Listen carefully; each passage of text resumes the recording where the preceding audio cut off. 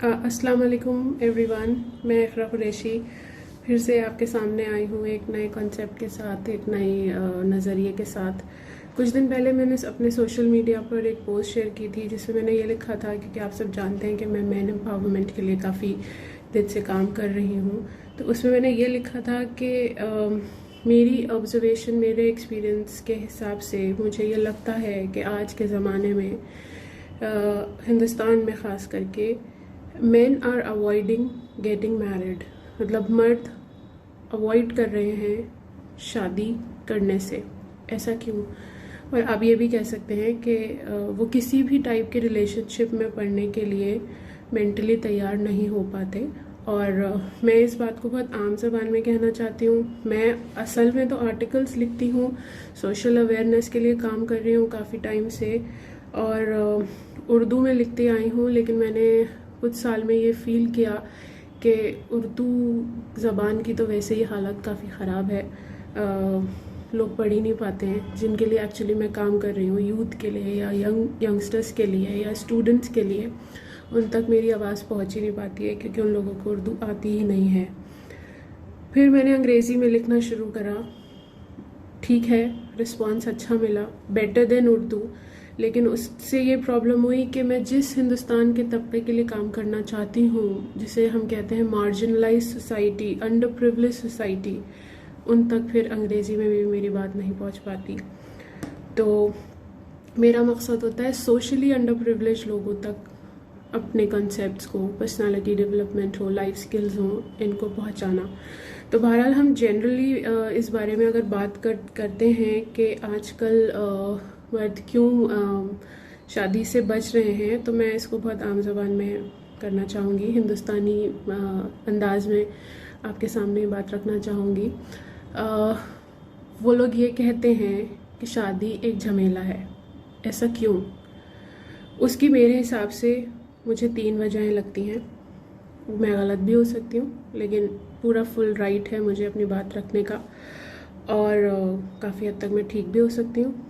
और इसको मैं बहुत ही हल्के अंदाज में कहूँगी, लेकिन बात ब्लंट होगी, और कोशिश करूँगी कि किसी को हर्ट ना हो। और ये भी बात सही है कि 5 उंगलियाँ बराबर नहीं होती, सब एक जैसे नहीं होते, कोई इसको पर्सनली ना ले। तो मेरे हिसाब से बातें बहुत हो सकती हैं। Every case is unique and every case is different from each other.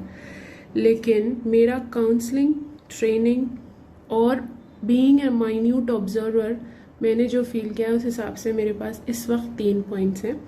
मुझे काफ़ी मैसेजेस आ रहे थे कि आप उस अपने आर्टिकल को कब पूरा करेंगी या उससे रिलेटेड कब वीडियो बनाएंगी। तो मैंने सोचा कि मैं एटलीस्ट एक आइडिया देना तो शुरू कर दूं, लेकिन मैं असल में इसमें डिटेल में ही लिखूंगी। तो बहरहाल 3 वजहें आम ज़बान में बताती हूँ। एक तो मर्द औरतों के चिड़चिड़ेपन से बहुत परेशान है। पहला पॉइंट है मेरा ये।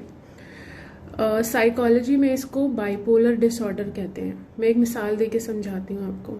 मेरा एक कज़न, उन्होंने मुझे एक बार बताया कि इकरा, तुम्हें पता है कि फिर मैं ऑफिस से घर आता हूँ तो सारे रास्ते में एक ही बात सोचता हुआ आता हूँ कि यार मेरी बीवी का मूड कैसा होगा। और यकीन मानना, मैं दरवाजे के बाहर 5 मिनट रुकता हूँ, अपने आप को मेंटली प्रिपेयर करता हूँ कि न जाने जब मैं घर में एंटर होऊंगा तो उसने किस तरह की शक्ल अपनी बना रखी होगी। लेडीज़ को मूड स्विंग्स की प्रॉब्लम होती है, होती तो किसी भी इंसान को हो सकती है ये, बट लेडीज़ में हार्मोनल प्रॉब्लम्स शायद ज़्यादा होती हैं। बाइपोलर डिसऑर्डर, इसे आप थोड़े से रिफाइंड अंदाज में कहेंगे, लेकिन मैं बहुत ब्लंटली अगर बोलूँ नॉर्मल हिंदुस्तानी घरेलू लैंग्वेजेस में, तो चिड़चिड़ापन कह लीजिए या मूड स्विंग्स कह लीजिए। तो उनका, मेरे कज़न का ये कहना था कि यार पता ही नहीं चलता इस औरत का कि कब अच्छी हो गई और कब इसका मूड बिल्कुल लो हो गया। तो मुझे हमेशा इनकी शक्ल देख के पूरे सिनेरियो को प्लान करना पड़ता है कि मुझे क्या बोलना है, क्या करना है, किस तरह से मुझे अपना अंदाज़ रखना है ताकि बड़ा कोई बवाल ना मच जाए। दूसरा जो मुझे पॉइंट लगता है, जिसके लिए मुझे काउंसलिंग के थ्रू काफ़ी हेल्प लोग लेने की कोशिश करते हैं कि मैं उन्हें बताऊं या कोई टिप्स दूं, शक्की वाइफ्स, शक्की बीवियां, और यू कैन से गर्लफ्रेंड। आजकल गर्लफ्रेंड का भी दौर है। इनफैक्ट अगर आप शादी भी करने वाले होते हैं तो आप कोर्टशिप पीरियड में रहते हैं, कुछ वक्त समझने के लिए एक दूसरे के साथ गुजारते हैं, तो या तो आपकी शादी हुई हुई है या होने वाली है। दोनों हालत में मर्द लड़के इस चीज़ से बहुत ज़्यादा इरिटेट होते हैं जिनकी वाइफ्स या गर्लफ्रेंड शक्की होती हैं।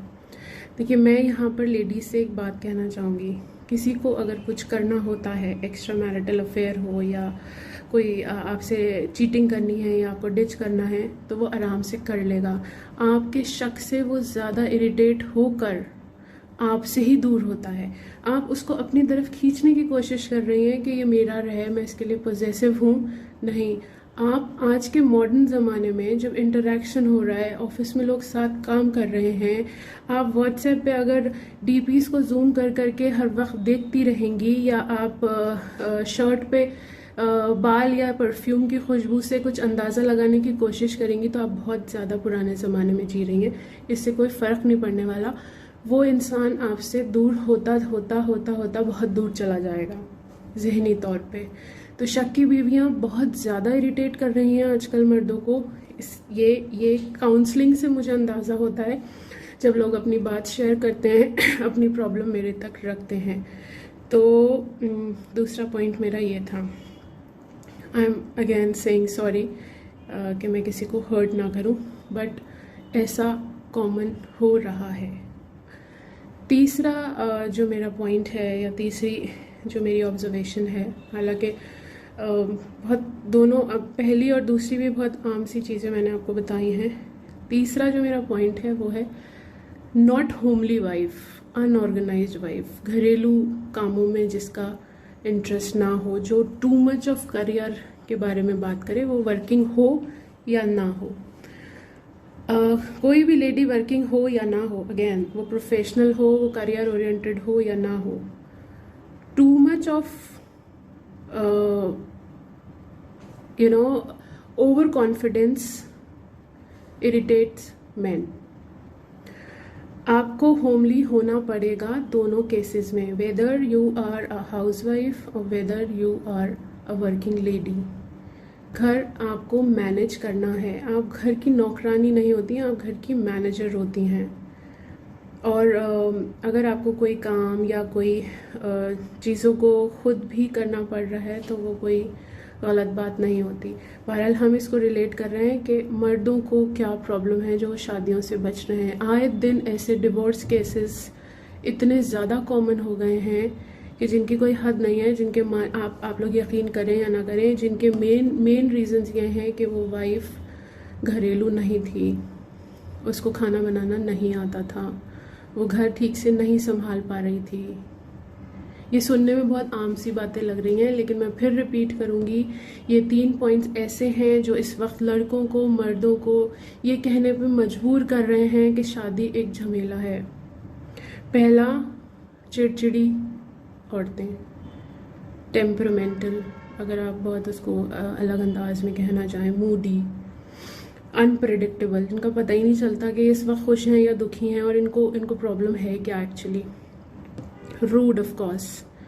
दूसरा, जो अपने बॉयफ्रेंड या हस्बैंड पे अननेसेसरी शक करती हो, इतना शक करती हो कि उसकी नॉर्मल लाइफ में प्रॉब्लम आने लगे, उस इंसान का, उस मर्द का जहनी तवाजुन, जहनी सुकून, जहनी बैलेंस आपकी उस प्रॉब्लम से, जो आपको एक शक की प्रॉब्लम है, उसकी वजह से बिगड़ने लगे।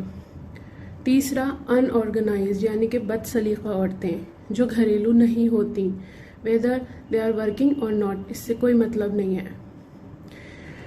ये 3 पॉइंट्स मुझे लगता है कि बहुत ज़्यादा टिपिकल हैं, लेकिन अगर इनको गहराई में समझा जाए तो ये ट्रू फैक्ट्स हैं।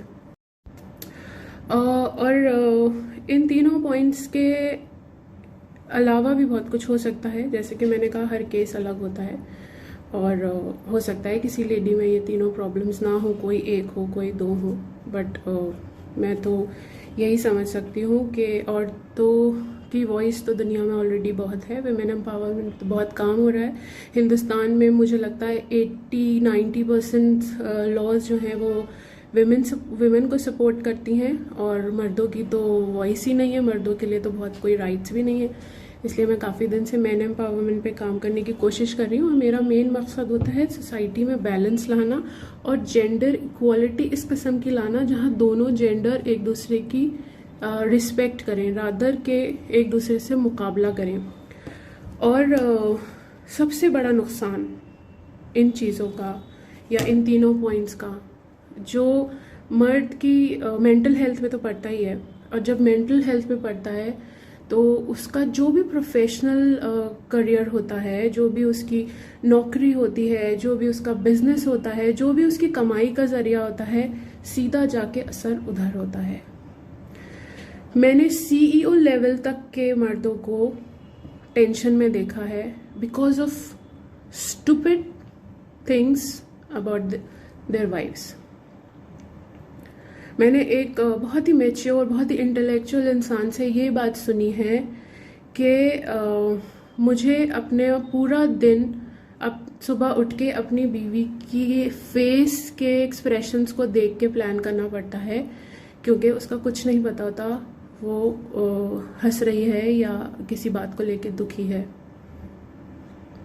और अनऑर्गेनाइज्ड की बात करें और शक की बात करें, ये दोनों भी मर्द के जहनी हेल्थ को, जहनी सुकून को रादर डायरेक्ट हार्म पहुंचाता है।